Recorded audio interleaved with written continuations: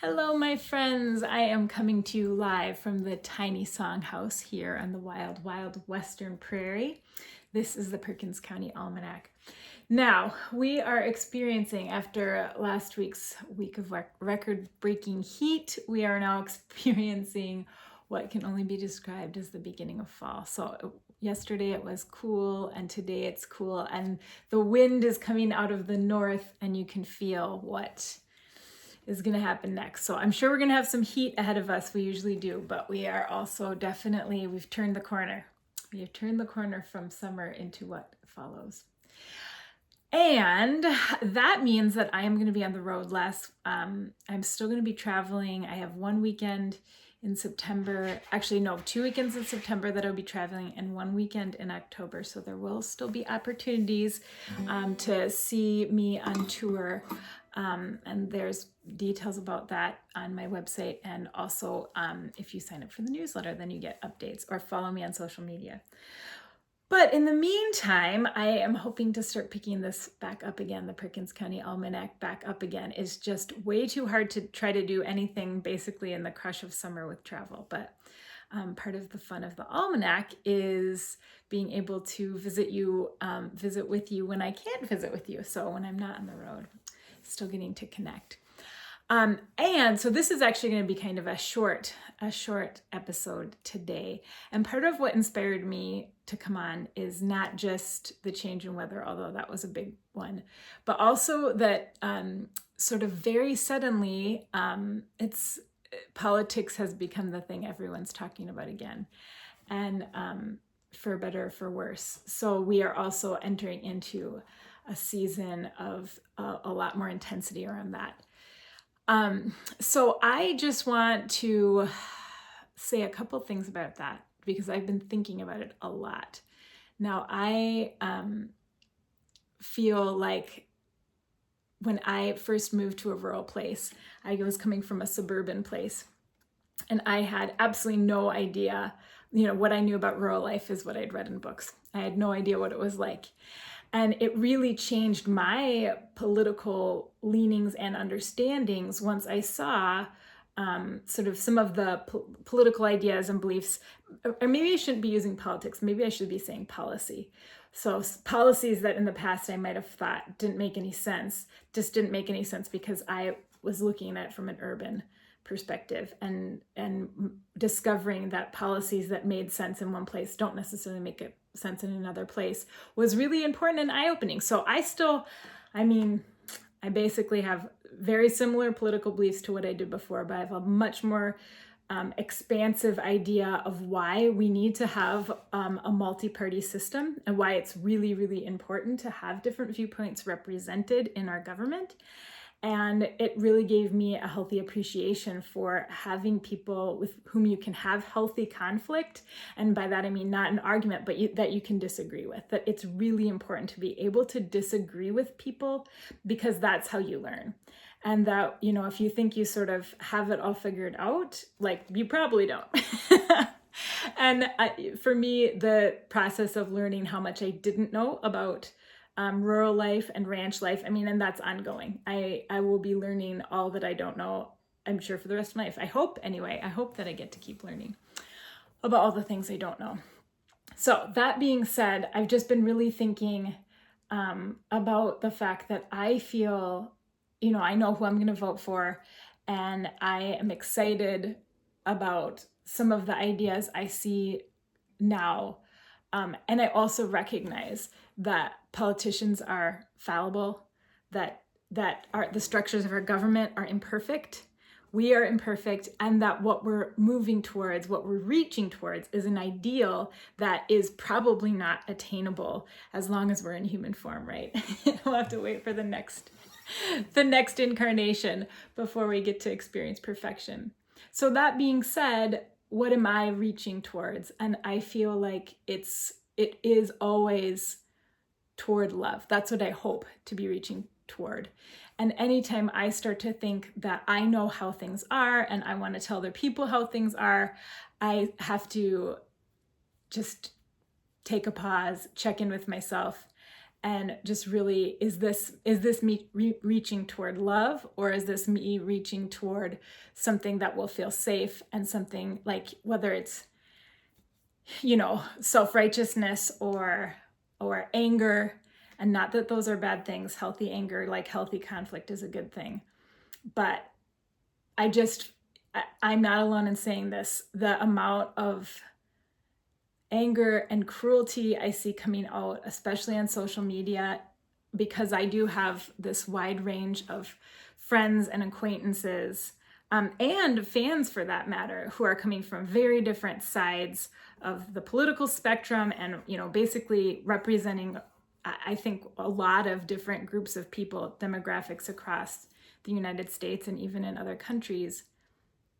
My social media feed is showing me so much just basically mean-spiritedness. And I know where it's coming from. It is from fear, I think. It's from the fact that there's a lot of uncertainty in the world, and that's very stressful, and we all feel that strain.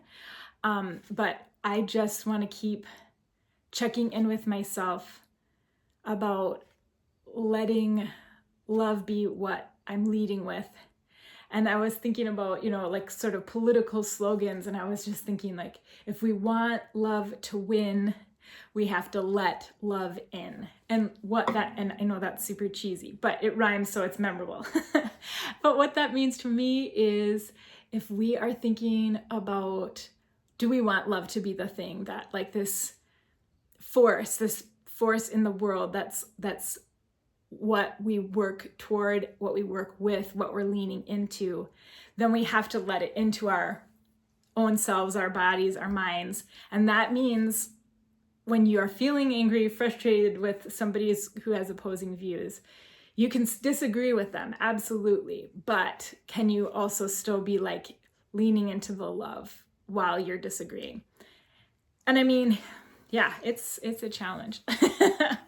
But what a beautiful challenge to be engaged with, especially right now, as we move into this season where, people have very, very different ideas of how things need to be and what would be best. And the other thing I always think, again, now having lived in all these different places and really experiencing wildly different perspectives personally, in terms of what I need the government to do for me. Because again, what are we actually arguing about? What we think, how we think the government should be serving us. Us as individuals, but also us as a huge, gigantic community that covers this, gigantic swath of geography.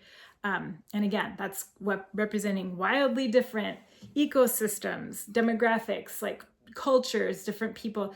I mean, it's so much is trying to come under one heading. So that's already going to be pretty problematic. But when I think about what do I need the government to do? And when I ask myself, again, those questions on a policy level, that looks really different, because not that it's impersonal, but it isn't personal in the same way as you're disagreeing with my fundamental values. It's more what do I need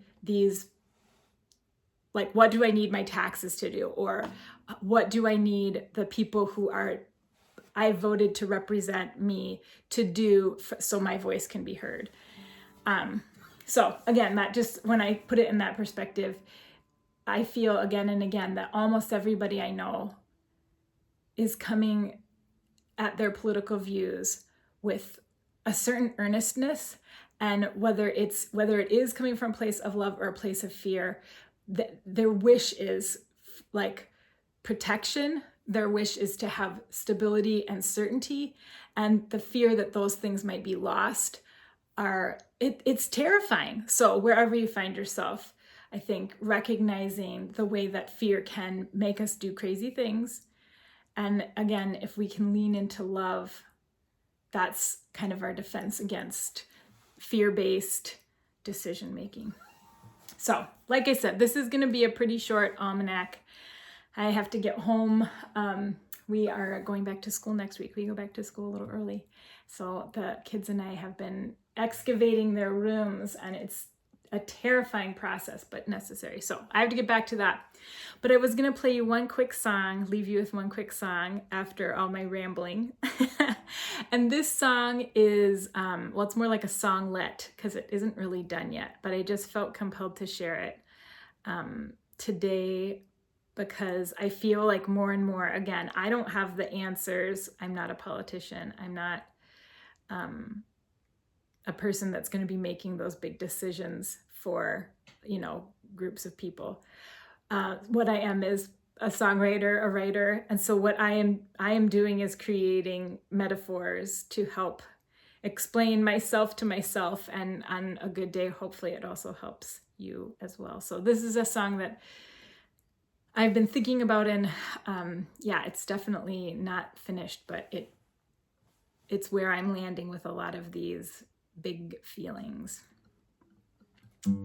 It's about the plains too, which I have to say, I find it really helpful to just go out, walk out and see the horizon, see the scale of this huge sea of grass, and of this sky overhead, and that helps me put things in perspective too. Across the plains, shadow of clouds flying into the ravine, a galaxy of stars falling, every blade of grass is beckoning, awake from a dream, heavy as water falling, the inside of me, sharp as glass shattering,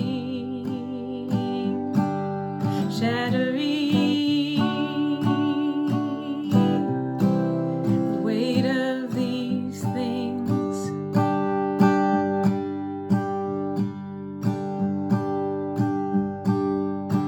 A hallway of light, the flowers they are breathing, an autumn so bright, shadows they are scattering, every blade of grass, every fallen leaf is beckoning. You are the weight of the burdens you are carrying. You are the strength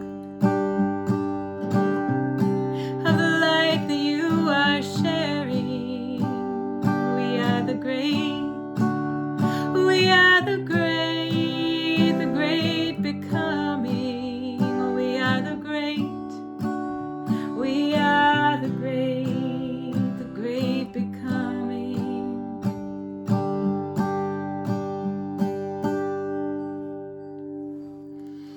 All right, be well, my friends. Take care of yourselves, take care of each other. And I will see you next time here on the Perkins County Almanac.